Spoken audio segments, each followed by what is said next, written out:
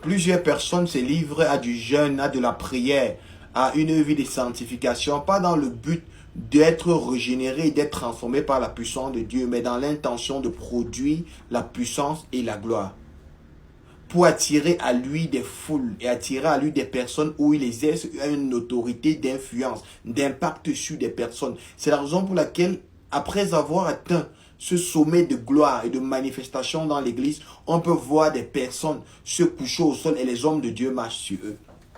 Au fait, ce sont des personnes qui ne sont pas converties à Christ, mais ce sont des personnes qui servent l'antéchrist. Je voudrais t'expliquer cette méthode ou cette façon d'opérer.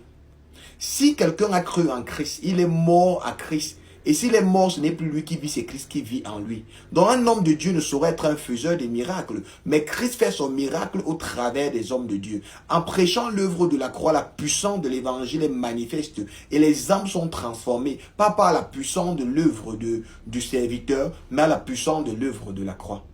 Il est important de réaliser que c'est l'œuvre de la croix qui transforme une vie et qui produit le miracle de Dieu.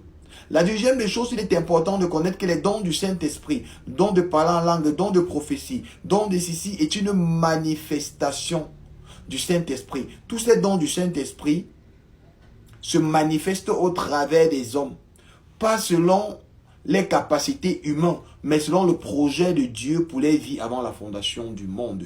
C'est la raison pour laquelle l'Écriture dit, l'Esprit de Dieu vient avec un don. Alors je voudrais t'encourager ce matin. Au lieu de vouloir gêner, prier pour manifester la puissance de Dieu, soumets-toi à Dieu et Dieu doit t'équiper. En proclamant l'évangile de la croix, le miracle de Dieu doit se produire. En étant soumis à Dieu, l'Esprit de Dieu doit t'utiliser par enfant de produire le genre de miracle que tu veux. Prêcher l'évangile et que quelqu'un donne sa vie à Christ, c'est le plus grand miracle que l'humanité peut rencontrer. La nouvelle naissance est un miracle. Plusieurs personnes croient que c'est quand les gens seront guéris, les foules vont suivre l'église et l'église serait pleine, alors il pourrait dire à quelqu'un, j'ai une grosse communauté.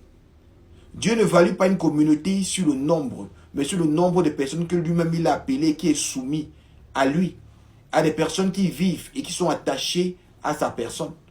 Alors je t'encourage aujourd'hui à être attaché à Dieu, à vivre pour le Seigneur, à manifester la gloire de Dieu.